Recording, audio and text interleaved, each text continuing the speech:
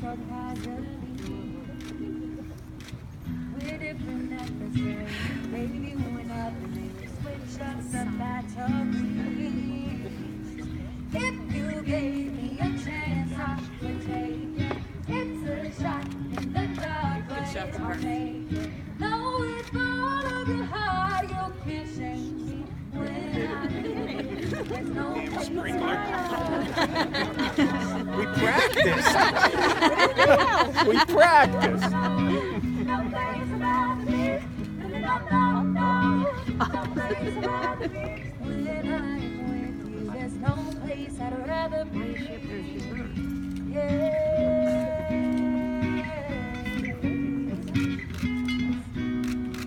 Got the camera?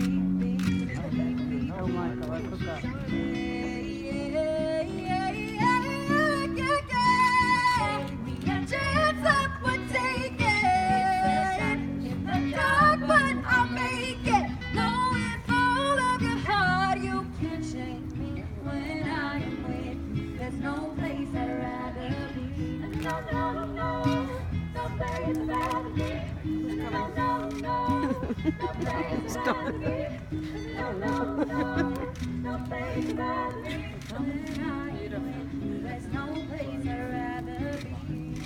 She's cute.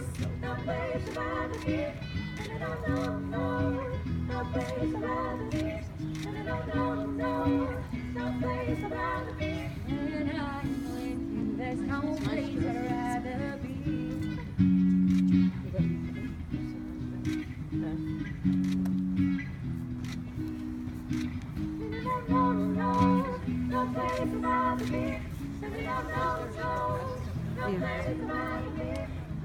Here they come.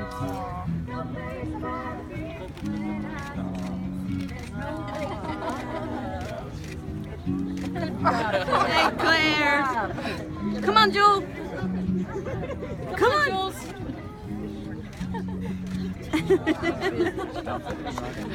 Can't get her doing it. Come on, Jules. Great job, Julie. Good job, Jules. More flowers. Right, keep doing it. There you go. Come on, Jules. Little purse. For the women with the flowers, please step back. Step to the back to form.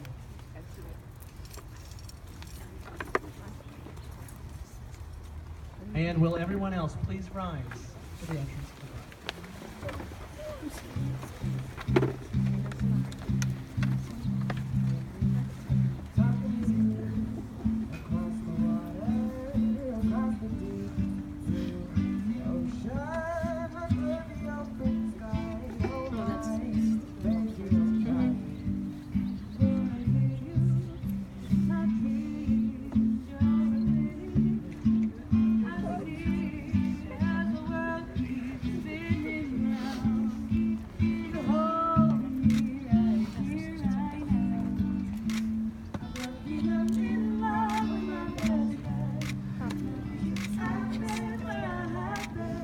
She has a container. Oh, she's the best.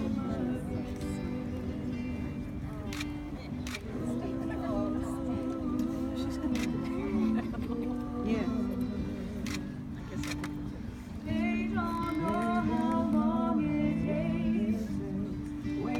She thinks she just hit her father. He's crying.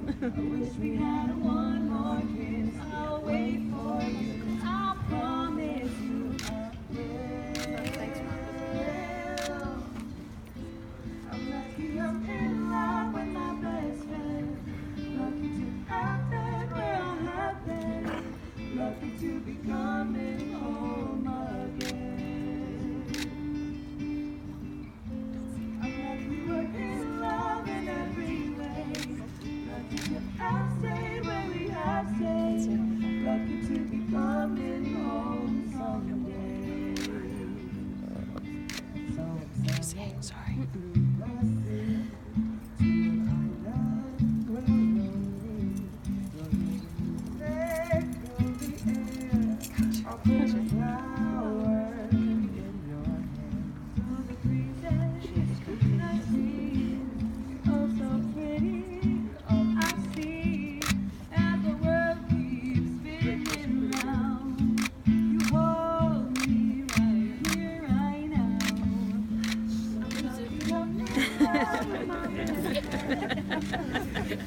Keep smiling, Shelby. Keep smiling. Nice gal. I'm lucky we're in love in every way.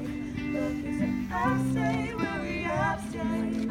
Lucky to be coming home someday. Must be doing something.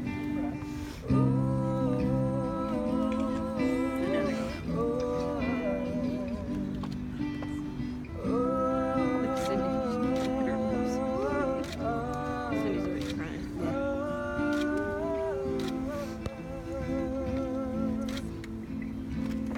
Those were happy tears, though. Family and friends of Shelby and John, welcome to their wedding ceremony this evening at the Richard Nixon Library. You may be seated. Before we begin, if everyone could please take out your phones. Now, please do one of the two following things. Either silence them or turn the volume up as high as possible. When you get a phone call during the ceremony, we know who to blame. All right, let's keep it together, folks. All right, everyone ready? You guys ready? You guys ready? Let's do it. From this beautiful garden location, we are hidden away from the hustle and bustle of the everyday world. In this place, we take ourselves out of the usual routines of daily living to witness a unique moment in the lives of John and Shelby. Today, they join together in the union of marriage. To all their guests, they are happy to share this moment with you. They have known most of you for several years. You watched them grow up, you went to school with them, you beat them up or got beaten up by them, right, Eric? Right? Until you outgrew them and then they ran away, right, John? Right?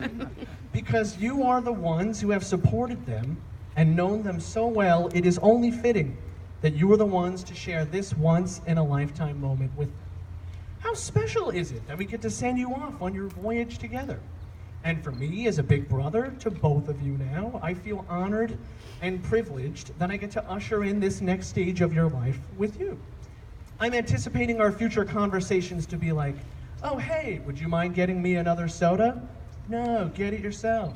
Well, I did bring you together in marriage and help jumpstart your future, but... John and Shelby are pleased to have their parents here, right here, close to them for the ceremony. Shelby thanks her mother, Ellen, for providing her with every opportunity possible and being the best mother anyone could ask for, and her father, Steve, for constantly pushing her to better herself and strengthen her relationship with John. John appreciates all the love and support his parents, Jean and Cindy, have shown him over the years that gave him the resolve to move across the entire country to follow the girl of his dreams. A wedding day is often a day when couples miss family members no longer with them. For Shelby and John, there are family members whose memories they hold dear. I'll ask them to light candles in remembrance now.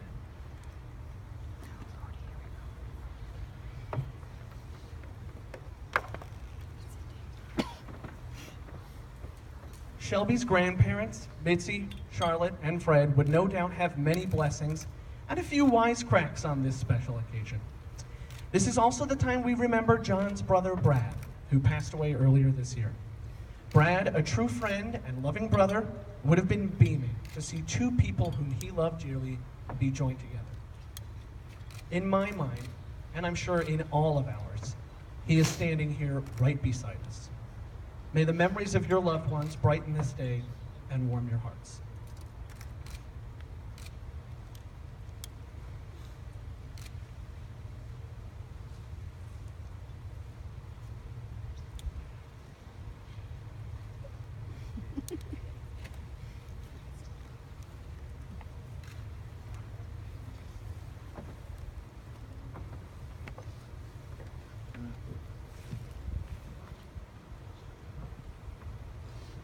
And so it is that the bride and groom present themselves to be married today, surrounded by the people they love the most.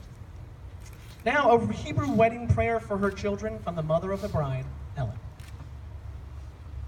Blessed art thou, Lord our God, King of the universe, who hath created joy and gladness, mirth and exaltation, pleasure and delight, love and brotherhood, peace and friendship. May there soon be heard in the cities of Judah and in the streets of Jerusalem the voice of joy and gladness, the voice of the bridegroom and the voice of the bride, the jubilant voice of bridegrooms from the wedding canopy and the use of their feast of song. Blessed art thou, our Lord our God, who gives the bridegroom and the bride joy in each other. Will the parents please be seated?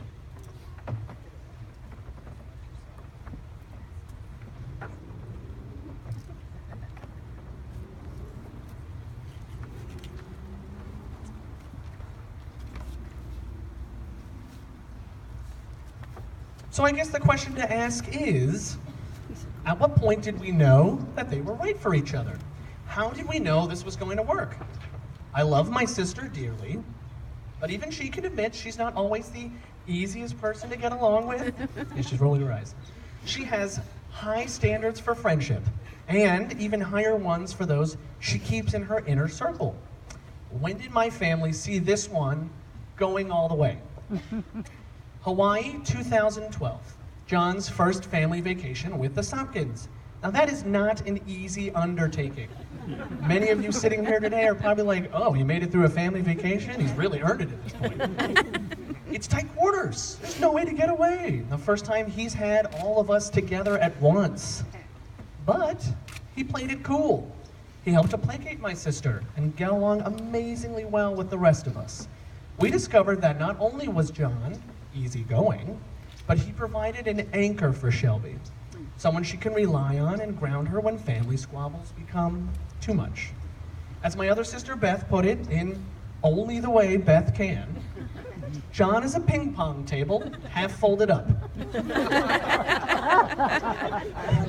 Sometimes Shelby takes a shot, but John deflects that away, provides a stable foundation for her to play on.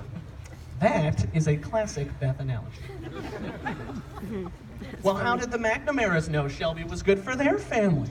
I asked Cindy this question, and she responded with an amusing anecdote. When they were first dating, John brought Shelby home with him. Along with her friend, Emily Fiore. When they came into the house, Cindy said Emily was, quote, yapping and yapping and yapping. Those are her words. Upon their leaving, Cindy looked at John and said, pick the quiet one. Well, little did she know. Cindy said she could see it in the way he looked at her, that he had never looked at any other girl that way. And then Shelby was put through the ultimate girlfriend test, Hurricane Sandy. For 9 straight days, my sister stayed with the Macs at their home without running water, heat, and limited power. They did a lot of puzzles and ate a lot of penne vodka sauce. And in that time, Shelby ingratiated herself into the family, and the Macs grew to love her as one of their own. She passed that test with flying colors. All right, now a bit about love and marriage. I couldn't stand up here and not quote Shakespeare, so here's Sonnet 116. I know it's not your favorite, I'm gonna translate it, all right? Let me not to the marriage of true minds admit impediments. Love is not love which alters when it alteration finds, or bends with the remover to remove. Oh no, it is an ever-fixed mark that looks on tempests and is never shaken. It is the star to every wandering bark, whose worth's unknown, although his height be taken. Love's not time's fool, though rosy lips and cheeks within his bending sickle's compass come. Love alters not with his brief hours and weeks, but bears it out, even to the edge of doom. If this be error and upon me proved, I never writ, nor no man ever loved. The bard in his infinite wisdom describes love as an unmovable force,